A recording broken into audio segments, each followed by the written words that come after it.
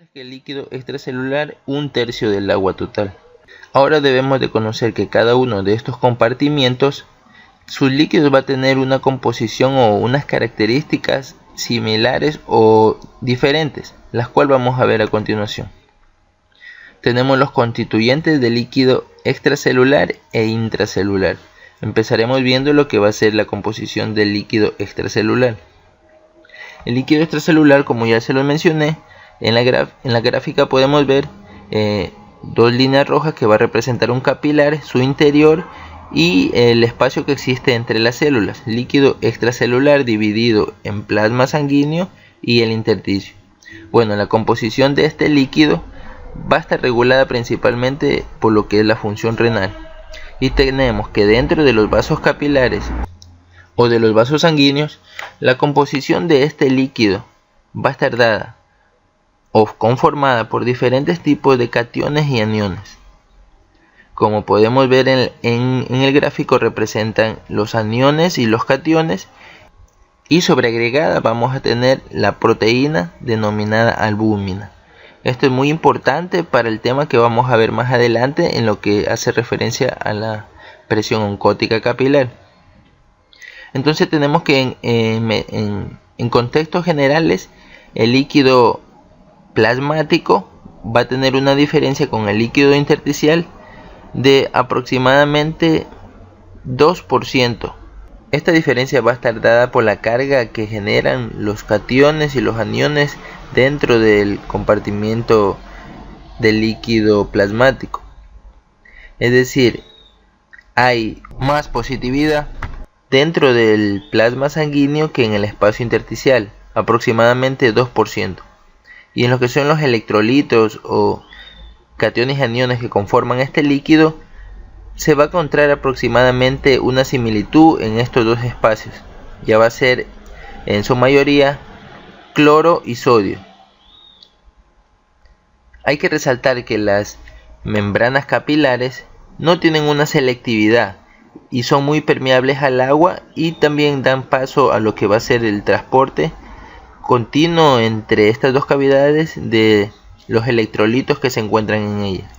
A la única partícula que no va a ser permeable estos capilares va a ser la albúmina, y como les dije, más adelante vamos a hablar sobre ella en lo que se refiere a la presión oncótica. Ya como generalidad podemos decir que la composición de electrolitos del líquido extracelular e intracelular es muy similar, con una diferencia de 2% positividad dentro de los vasos capilares o los vasos sanguíneos.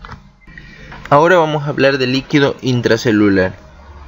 A diferencia de las membranas de los capilares, de los endotelios, de los vasos sanguíneos, las membranas celulares van a ser mucho más selectivas, y estas van a permitir fácil paso de agua o de líquido del espacio intracelular al espacio extracelular, pero esta no va a ser muy permeable a los que van a ser solutos o los cationes y aniones. La diferencia que va a estar dada por los cationes y aniones en lo que es el espacio intracelular y el extracelular va a ser que dentro de la célula se va a encontrar en mayor cantidad magnesio y potasio, mientras que fuera de la célula vamos a encontrar sodio, cloro en mayor cantidad. Hay que resaltar también que dentro de la célula va a haber mucha más cantidad de proteína. Bien, ahora ya hablando de lo que va a ser los cationes y aniones separadas en cada uno de los compartimientos del líquido en el cuerpo, vemos la forma o la cantidad de electrolitos que está conformando cada uno de ellos. Y notamos que dentro del espacio vascular, o sea en el plasma sanguíneo, tenemos que en mayor cantidad vamos a encontrar sodio, cloro y bicarbonato, muy parecido a la composición del líquido intersticial. Podemos ver sodio, cloro y bicarbonato. Además que vamos a encontrar otros electrolitos como potasio, calcio, magnesio, pero la diferencia y muy importante que va a radicar dentro de lo que va a ser el plasma sanguíneo y el espacio intersticial, tenemos la proteína. Hay mucho más o gran cantidad de proteína dentro de los vasos sanguíneos comparados con el espacio intersticial. Esta propiedad de la proteína de carga negativa es la que le va a dar la conocida carga coloide osmiótica al vaso capilar o al plasma sanguíneo. Esto vamos a hablar un poco más adelante. Dentro de lo que va a ser en cambio la cavidad intracelular, como ya se le mencionó, va a estar dado mayormente por lo que va a ser magnesio, potasio y muy poca cantidad de sodio. Bien, para poder ya entender o comenzar a hablar de lo que va a ser estas presiones que venimos diciendo desde el inicio del video, primero tenemos que conocer qué es la ósmosis. ¿Qué es este proceso? Se le conoce a la ósmosis como el paso de líquido de entre una cavidad a otra cavidad. Ya puede ser del espacio intracelular al espacio extracelular, al intersticio, o del intersticio hacia dentro del plasma, atravesando siempre una membrana, que ya puede ser el endotelio de los vasos sanguíneos o las membranas celulares. Esta ósmosis va a hacer que el líquido se traspase o se transporte dentro o afuera de estas cavidades. Y este líquido va a ser transportado según la carga de cationes y aniones que cada una de estas cavidades posee. El líquido va a pasar de donde haya menor cantidad de solutos o electrolitos a donde haya mayor cantidad de electrolitos o solutos. Como se habló al inicio, tiene que existir un equilibrio de agua. De igual forma, en estos compartimientos tiene que estar equilibrada la cantidad de agua para que se pueda mantener lo que va a ser la homeostasis corporal. Sabemos que dentro de las células siempre tiene que estar constante 40% de esta agua y fuera de las células el 20%. Entonces, cuando aumenta la cantidad de solutos, que pueda ser sodio, cloro o cualquier otro electrolito que tenga un peso osmótico y produzca una presión osmótica para que se produzca ósmosis, el líquido de una cavidad va a entrar a otra para compensar. Y esto se explica de una mejor forma, que ustedes tengan o se imaginen dos jarras llenas con agua hasta el tope, pero en una de esas jarras la mitad de la jarra está llena con piedras. Entonces pensamos, hay la misma cantidad de agua porque las dos jarras están llenas hasta el tope, pero en una jarra hay cierto objeto que se lo puede comparar con los solutos que ocupa un espacio. Es decir, si quitamos esos solutos o esas piedras de una de las jarras, el nivel de agua va a disminuir en gran cantidad y vamos a ver que en realidad no va a estar equilibrada la cantidad de agua. Eso es lo que hacen los solutos o los aniones y los cationes cuando se acumulan dentro de uno de estos compartimientos.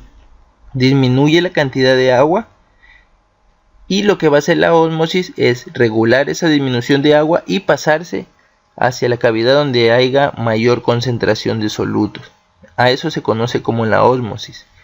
Mientras que la cantidad de solutos dentro de una cavidad se va a conocer como osmolaridad, que va a ser el peso o la carga de solutos que va a estar dentro de una cavidad.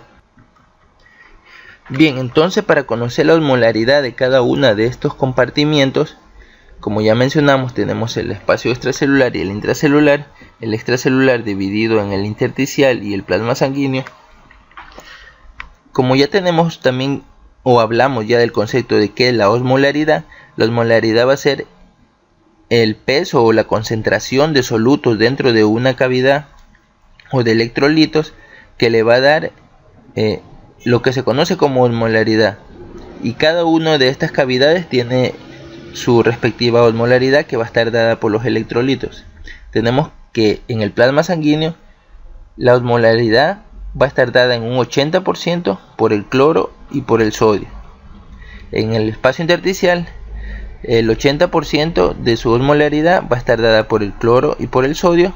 Como ya le mencionamos, el líquido extracelular dentro del plasma sanguíneo y el intersticial va a tener similitud, va a ser muy parecido, con una diferencia que dentro del plasma sanguíneo se va a encontrar proteína, mientras que en el intersticio no va a haber proteína.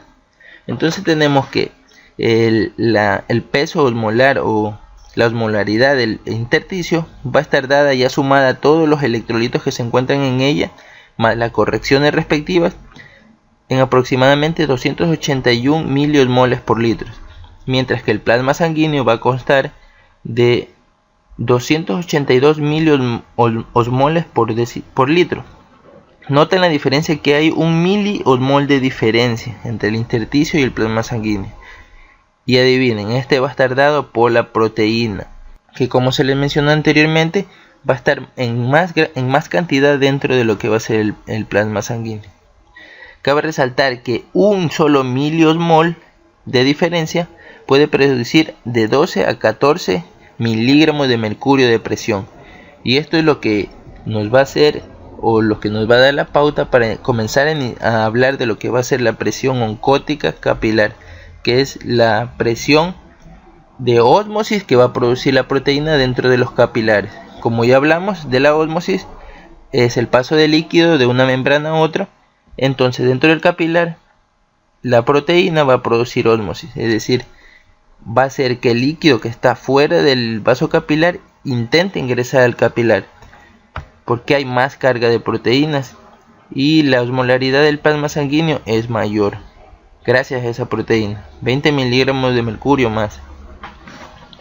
Mientras que en el espacio intracelular el 50% de su osmolaridad va a estar dada por el potasio, y la osmolaridad total sumada a los otros electrolitos que se encuentran dentro de ella va a estar dada en 281 miliosmoles por litro. Este es el peso osmolar de cada cavidad que conforman nuestro organismo y su contenido de líquido. Bien, ahora que ya hablamos